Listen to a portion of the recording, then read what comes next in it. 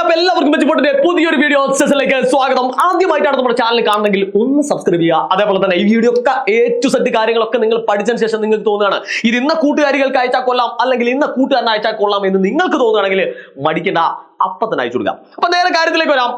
Concentration പഠിക്കാനിട്ട് concentration കിട്ടുന്നില്ലേ? അതാണ് നമ്മുടെ ചോദ്യം.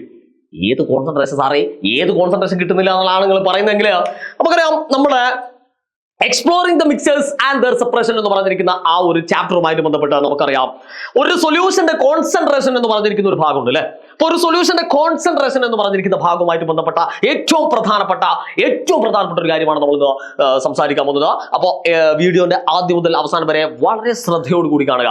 മക്കളെ, കോൺസെൻട്രേഷൻ എന്ന് പറയുന്നത്, ഒരു സൊല്യൂഷന്റെ കോൺസെൻട്രേഷൻ എന്ന് പറയുന്നത് അതിന്റെ സൊല്യൂട്ടിനെ ഡിപ്പെൻഡ് ചെയ്യുന്നു എന്ന് നമുക്കറിയാം.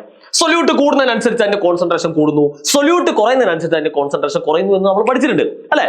ഈ സൊല്യൂഷന്റെ കോൺസെൻട്രേഷൻ 3 രീതിയിൽ നമുക്ക് എക്സ്പ്രസ് ചെയ്യാം. 3 രീതിയിലാണ് അത് പറയാറുള്ളത്.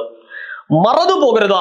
Number 1, mass by mass percentage. Number 1 എന്താണ് മക്കളെ? Mass by mass percentage. Number 2, mass by volume percentage. And number 3, volume by volume percentage. അപ്പൊ ഈ 3ഉം എന്തിനെ സൂചിപ്പിക്കുന്നു മക്കളെ? It can easily express the concentration of a solution. ഒരു സൊല്യൂഷന്റെ കോൺസെൻട്രേഷൻ 3 രീതിയിലാണ് നമ്മൾ പറയാറുള്ളത്. വളരെ സിമ്പിൾ ആണ്.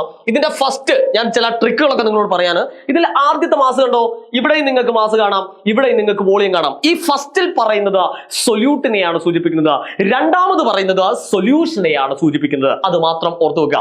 ആദ്യത്തേത് സൊല്യൂട്ട്, രണ്ടാമത്തത് സൊല്യൂഷൻ. ആദ്യത്തേത് സൊല്യൂട്ട്, രണ്ടാമത്തത് സൊല്യൂഷൻ. ആദ്യത്തേത് സൊല്യൂട്ട്, രണ്ടാമത്തത് സൊല്യൂഷൻ. അപ്പൊ എങ്ങനെയാണ് നമ്മൾ ഇതിനകത്തുള്ള ഇക്വേഷൻ നമ്മൾ ഫോർമുലേറ്റ് ചെയ്യുന്നതാണ്? നോക്കൂ മക്കളെ, മാസ് ബൈ മാസ് പെർസെന്റേജ് എന്ന് പറഞ്ഞാൽ ഇത് ഞാൻ പറഞ്ഞു സൊല്യൂട്ട് ആണ്, ഇത് സൊല്യൂഷൻ ആണ്. അപ്പൊ എങ്ങനെ വരും മക്കളെ? Mass of the solute divided by mass of solution. കണ്ടോ? mass of the solution into 100. കണ്ടോ? അപ്പൊ ഇതാണ് അതിന്റെ ഇക്വേഷൻ. ഇതുമായിട്ട് ബന്ധപ്പെട്ട ന്യൂമറിക്കൽ പ്രോബ്ലങ്ങളൊക്കെ നമുക്ക് ചെയ്യാറുണ്ട്. റെഡി? രണ്ടാമതായിട്ട് mass by volume percentage.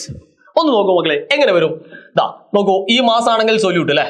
Mass of the solute, mass of the solute divided by volume of solution, volume of solution into 100. കേട്ടോ? അപ്പൊ ഇത് ചെയ്ത് കഴിഞ്ഞാൽ നമുക്ക് മാസ് ബൈ വോളിയം പെർസെന്റേജ് കിട്ടും. വളരെ സിമ്പിൾ ആണ്. നിങ്ങൾ ആദ്യത്തെ ആ ഒരു ട്രിക്ക് ഒന്ന് മനസ്സിലാക്കുക. ആദ്യം പറയുന്ന ആ കാര്യം സൊല്യൂട്ടും, രണ്ടാമത് പറയുന്ന ആ ഒരു കാര്യം സൊല്യൂഷനുമാണ്. അങ്ങനെയാണെങ്കിൽ വോളിയം ബൈ വോളിയം പെർസെന്റേജ് എന്തായിരിക്കും? ഈ വോളിയം എന്ന് പറയുന്നത് സൊല്യൂട്ടിനെ സൂചിപ്പിക്കുന്നു, ഈ വോളിയം എന്ന് പറയുന്നത് സൊല്യൂഷനെ സൂചിപ്പിക്കുന്നു. അപ്പൊ എങ്ങനെ വരും? Volume of solute divided by volume of solution into 100. കേട്ടോ? അപ്പൊ 3നും കൃത്യമായിട്ടുള്ള ഫോർമുലാസുകൾ നമ്മൾ ഫോർമുലേറ്റ് ചെയ്തു. ഒന്നുകൂടി നോക്കാം നമുക്ക്. മാസ് ബൈ മാസ് പെർസെന്റേജ് എന്ന് പറയുമ്പോൾ mass of the solute divided by mass of the solution into 100. ഇനി മാസ് ബൈ വോളിയം പെർസെന്റേജ് ആണെങ്കിൽ mass of the solute divided by volume of the solution into 100.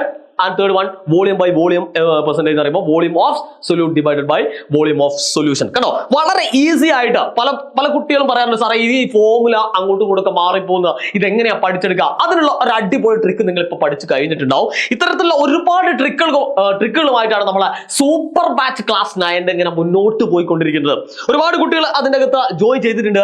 ഞാനിപ്പോ സംസാരിക്കുന്നത് ജോയിൻ ചെയ്യാത്ത കുട്ടികളോടാണ്. മക്കളെ, നിങ്ങളോട് പറയാനുള്ളത്, കേരളത്തിലെ മികച്ച ഫാക്കൽറ്റീസിനോടൊപ്പം റെക്കോർഡ് ആൻഡ് ലൈവ് ക്ലാസ്സുകളുണ്ട്, ഡൗട്ട് ക്ലിയറൻസ് ഉണ്ട്, PYQ ഉണ്ട്, മെന്റർ സപ്പോർട്ട് ഉണ്ട്. ഈ കാര്യങ്ങളൊക്കെ ആയിട്ട് നിങ്ങളുടെ ക്ലാസ് 9 CBSE കളർഫുൾ ആയുള്ള മുഴുവൻ ഇൻഗ്രീഡിയൻസും എവിടെയുണ്ട്? നമ്മുടെ യൂട്യൂബ് ബോർഡിലുണ്ട്. അപ്പൊ വേഗം തന്നെ ജോയിൻ ചെയ്യാൻ ഇത്രയും തിരക്കൂട്ടാനുള്ള ഒരു കാരണം എന്ന് വെച്ച് കഴിഞ്ഞാൽ നമുക്ക് നേരത്തെ പഠിച്ചു തുടങ്ങി കഴിഞ്ഞാൽ വളരെ റിലാക്സ് ആയിട്ട് പഠിച്ച് അത് സെറ്റ് ചെയ്യാം. മാത്രമല്ല നമ്മളിതാ ഒരു ചെറിയ എമൗണ്ടിനാണ് ഇതൊക്കെ നിങ്ങൾക്ക് ലഭിക്കുന്നത്. അതിനകത്ത് എന്തെങ്കിലും തരത്തിലുള്ള കൂടുതലൊക്കെ ഉണ്ടായിക്കഴിഞ്ഞാൽ മക്കൾക്ക് അതിലൊരു വിഷമുണ്ടാവും അല്ലെ, പിന്നെ ഒരു ഖേദമായിരിക്കും, അയ്യോ സാറേ ഇത് എനിക്ക് പറ്റിയില്ലല്ലോ. അപ്പൊ വേഗം തന്നെ ജോയിൻ ചെയ്യാനുള്ള ലിങ്ക് നമ്മൾ താഴെ കൊടുത്തിട്ടുണ്ട്. അതേപോലെ തന്നെ പല കുട്ടികളും ചോദിക്കാറുണ്ട്, സാറേ ക്ലാസ് 9th നോട്ട്സ് ഒക്കെ ഇവിടെ കിട്ടും.